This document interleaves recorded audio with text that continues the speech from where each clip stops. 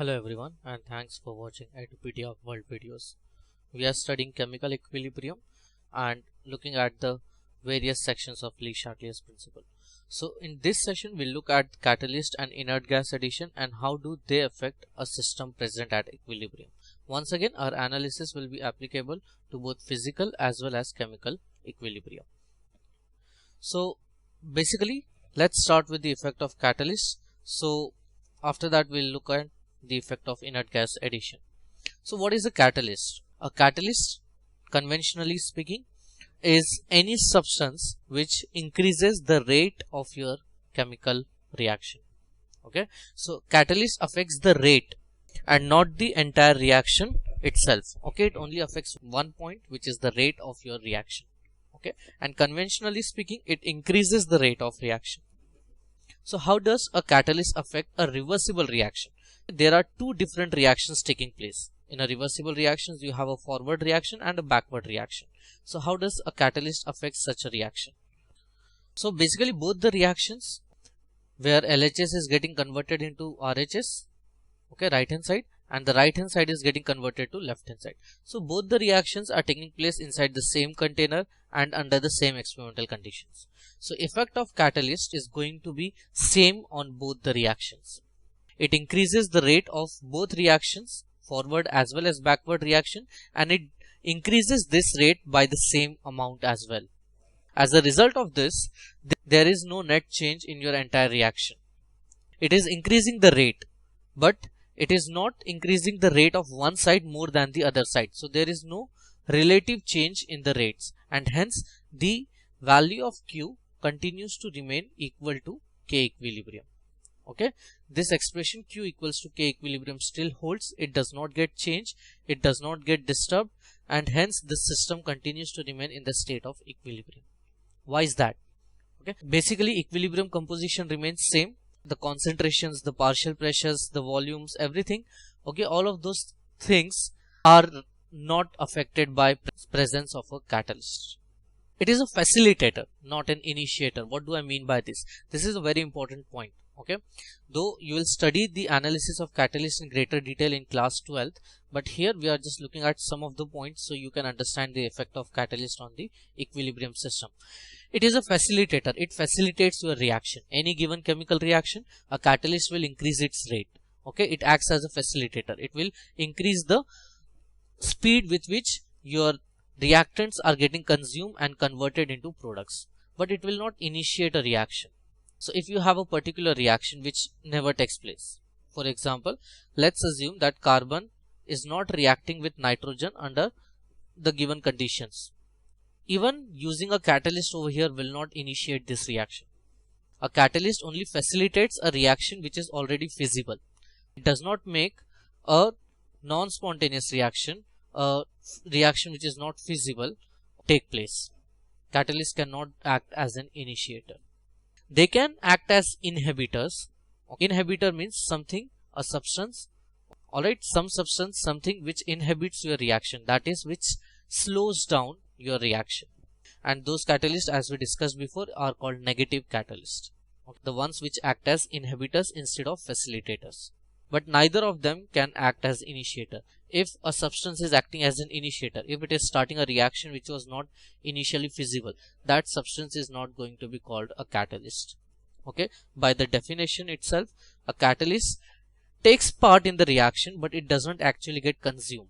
So in a lot of literature you can find the statement that catalyst does not take part in the reaction. It's not technically true. The reaction, when it takes place with the presence of catalyst. So catalyst is being used in the reaction, but as soon as the product is formed, during that time, during all those changes where reactant is going to get rearranged into products, so during these changes where transition is taking place, during this transition period the catalyst takes part in the reaction, but once the transition period is over, the catalyst is reproduced. As a result, there is no net change in the amount of catalyst or in the condition of catalyst. Maybe its capacity, its ability to catalyze the reaction decreases with time as more and more of it is used, but its amount, its mass remains unchanged. So that is why sometimes you can find the statement that catalyst does not take part in the reaction. But once again, technically speaking, it is not true. It takes part in the reaction, it just doesn't get consumed in your reaction.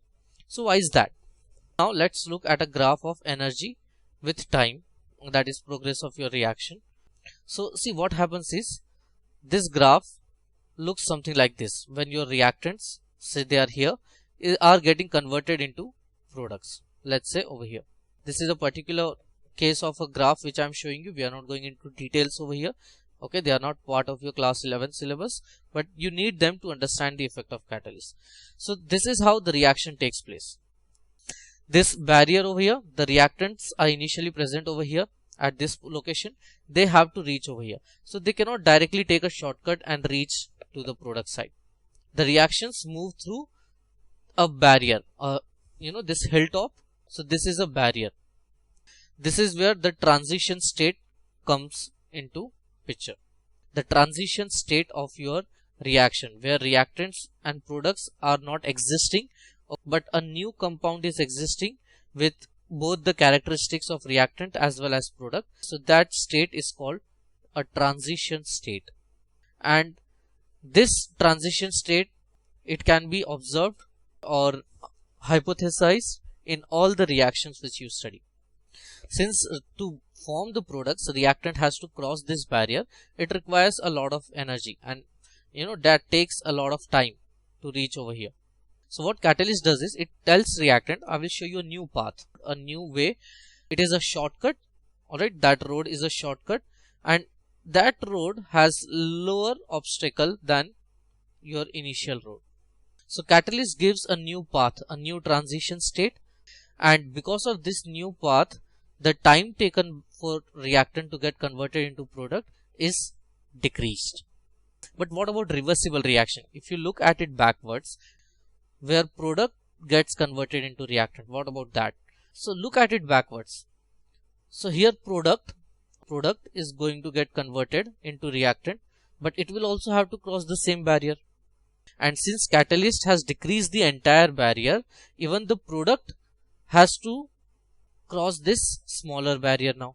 That is, even the product will take less time to form back reactants. So though catalyst increases the rate of forward reaction by showing a shortcut, it also increases the rate of backward reaction by showing the same shortcut.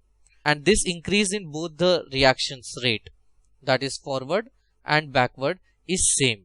That is, it increases both the rates by same amount, by same factor. As a result, there is no net shifting of your reaction. Alright, but what happens? Both forward reaction and backward reaction increases. As a result, the equilibrium is established faster. So this is a very important point, that catalyst helps in establishment of equilibrium at a faster rate. So initially, if you start the reaction, let's say at T is equal to 0. Alright, and at T is equal to 0, I know that N2 and H2 are present in my container, and they are eventually going to form ammonia. So let's say that this reaction attains equilibrium, that is, it gets completed at T is equal to 30 seconds. Alright, that is, after 30 seconds, the rate of forward reaction becomes equal to rate of backward reaction. And how does that take place? We know that rate of forward reaction is initially very high, rate of backward reaction is 0, and with time rate of forward reaction keep on decreasing and rate of backward reaction keep on increasing, and eventually they both become equal, and that is when equilibrium is attained. So this time taken to reach from over here to this, okay, this T equilibrium, this gets reduced. Okay, with presence of catalyst, now the equilibrium will be reached instead of 30 seconds. Let's say it might get reached in 20 seconds or even 10 seconds. Alright, so this is what catalyst does. It does not disturb the state of equilibrium, but it helps in attainment of equilibrium at a quicker pace. Alright, now let's look at the effect of inert gas addition. What happens if I add inert gas to my system at equilibrium? So see, inert gas addition can be looked at in two ways. One, you are adding inert gas at constant volume, and the other at constant pressure. So to understand that, you must first know the meaning of the term inert gas. So here which gas is an inert gas? So any gas which is not taking part in your chemical reaction. So if I have a particular reaction and say N2 plus H2 giving ammonia. So let's say under the given conditions, if I introduce another gas over here, let's call it iodine. Okay, I am introducing vapors of iodine, and under the given conditions, if iodine is not reacting with any of the three components, then even iodine can be called an inert gas over here. I can also use argon. Usually noble gases all act as inert gases because they rarely react because their octets or duplets are already complete. So they are always safe to be called as inert gas. But for rest of the gases, you also have to look at the conditions and the reactants and products. For example, here iodine can react with hydrogen, but we are assuming that under the given experimental conditions, that reaction does not take place. So even iodine can be called an inert gas over here. So that is, if I have this reaction taking place in a container, and in this container now I am adding some inert gas. So how does the addition of that inert gas affects my system at equilibrium? That is what we have to study over here. So what if I add inert gas at constant volume? I am not changing the volume of my container. Okay, see here the reaction is taking place. A plus B is forming C plus D. Alright, now if I am adding an inert gas, that means I am increasing number of moles of gaseous component. Okay, total number of moles inside the container. And as PV is equal to nRT says, if I increase moles, one of P, V or T has to change. Temperature is always being kept constant in all our discussions. So that means increasing number of moles will result in either increase of pressure or increase of volume or increase of both, which will equate the increase in number of moles. So that means increasing number of moles or putting in some inert gas inside the container will either result in increase of volume or pressure or both. So one by one we'll look at those cases. So first case where we are assuming that the volume of the container is being kept constant. So if I am keeping the volume of my container as constant, the increase in number of moles, that is addition of inert gas, results in increase of total pressure inside the system, inside your container. Okay, look at it carefully, only total pressure is being increased, nothing else is getting increased over here. So will it change or will it affect my system? So at constant volume, addition of inert gas has no effect on the system. The state of equilibrium does not get changed. Even though total pressure is increasing, the equilibrium state does not get changed, and the rate of forward reaction continues to remain equal to rate of backward reaction. Q continues to remain equal to K, whether it is QP or whether it is QC. Okay, so both this continues to hold. So at constant volume, why does inert gas has no effect? We'll look at that. Before that, let's look at the effect of inert gas addition at constant pressure. So now instead of keeping volume constant, if I am keeping pressure constant, that means addition of inert gas, which resulted in increase of number of moles, will now result in increase of volume. Okay, so here volume of my system, that is total volume, increases. Like here pressure was increasing, here volume is getting increased. So the effect of addition of inert gas will be same as the effect of increase in volume. So whatever we studied whenever for increasing volume at equilibrium, the same answers will hold here for the addition of inert gas. That is, addition of inert gas is same as saying that I have increased the volume of my container present at equilibrium. That is, if delta Ng is greater than 0 for a given reaction, then addition of inert gas will result in forward shift of my reaction. If delta Ng is less than 0, then addition of inert gas to my container, reaction container, will result in backward shift of my reaction. But if delta Ng is equal to 0, so for those reactions, addition of inert gas has no effect, whether it is at constant pressure or at constant volume. Okay, that does not matter. So let's look at the explanation why inert gas has no effect at constant volume, whereas it has effect at constant pressure. So it's pretty simple.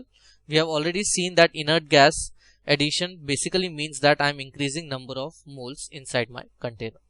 So what happens at constant pressure and at constant volume? So first let's talk about at constant pressure. So assuming that I have kept pressure constant, increasing number of moles results in increase in volume. So if this point is clear, we already know what happens with increase in volume. We have covered that in an entire session where effect of volume was discussed. So increasing volume changes the value of Q.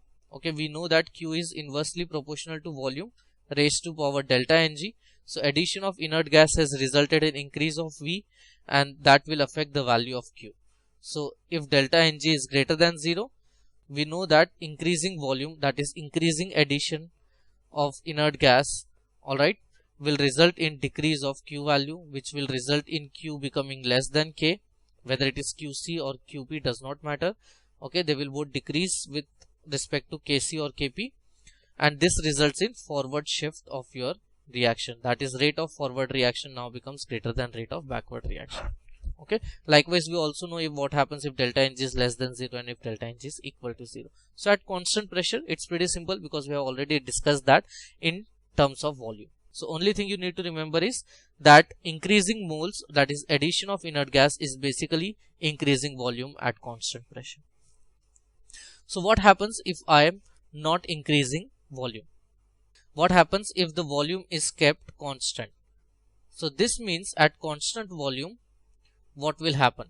So at constant volume we know that increasing number of moles will result in increase of pressure. So inert gas addition means that I am increasing number of moles, and that means I am increasing pressure. But which pressure? I am increasing total pressure. I am not changing any other pressure. I am only increasing total pressure while keeping the volume constant. So will it affect the system? Right now QC is equal to KC, Q is equal to K, and what is the expression of QC? It has moles per liter, moles per liter. Kc is obviously not going to get changed. K equilibrium always remains constant as long as temperature is constant. So only Q will get changed. But here Q is, we know, moles divided by volume, moles divided by volume raised to stoichiometric coefficient of product and stoichiometric coefficients of reactants. So since volume is also taken to be constant and only pressure is changing, here none of the factors, moles not getting changed, moles not getting changed, volume not getting changed, volume not getting changed, stoichiometric coefficient small p of product not getting changed, stoichiometric coefficient small r of reactant not getting changed. That means Q does not get changed. This implies QC continues to remain equal to KC, and hence the system is not affected at equilibrium. Okay, another way of looking at it is by comparing the value of QP. Okay, this is where students get confused. So listen carefully. Why is QP value not changing even though total pressure is increasing? Because what is QP? QP is partial pressure of products divided by partial pressure of reactants raised to their stoichiometric coefficients. Okay, and the thing is that partial pressures are not affected by inert gas. Okay, if you remember gaseous state, if you can recall that, how do you calculate partial pressures? Partial pressures are basically P, small p, partial pressure into total volume is equal to moles into R into T. So partial pressure of any particular gas depends only on moles of that particular gas, because V, R and T are constant. So if you are not changing moles of your reactants or products, partial pressure does not get changed.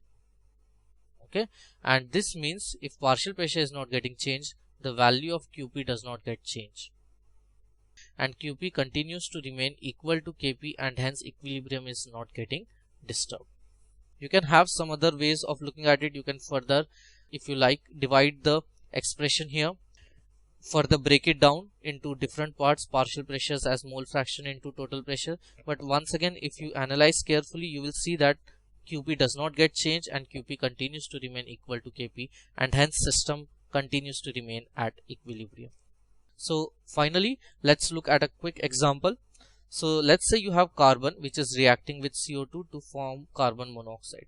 For this particular reaction, what happens if I add a catalyst? Well, nothing. It will increase both rate of forward and backward reaction, and it will increase them by the same amount. So only thing is my equilibrium will be achieved faster, but it will not disturb the state of equilibrium itself. It will not change any of the compositions, any of the concentrations, pressures, nothing.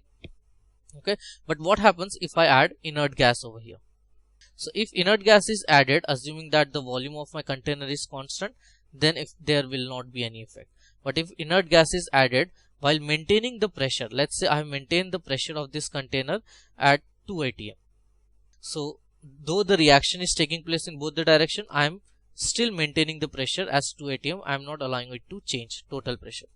So this means that any addition of inert gas will automatically result in increase in volume of my container, and increase in volume will shift the reaction in increasing stoichiometry.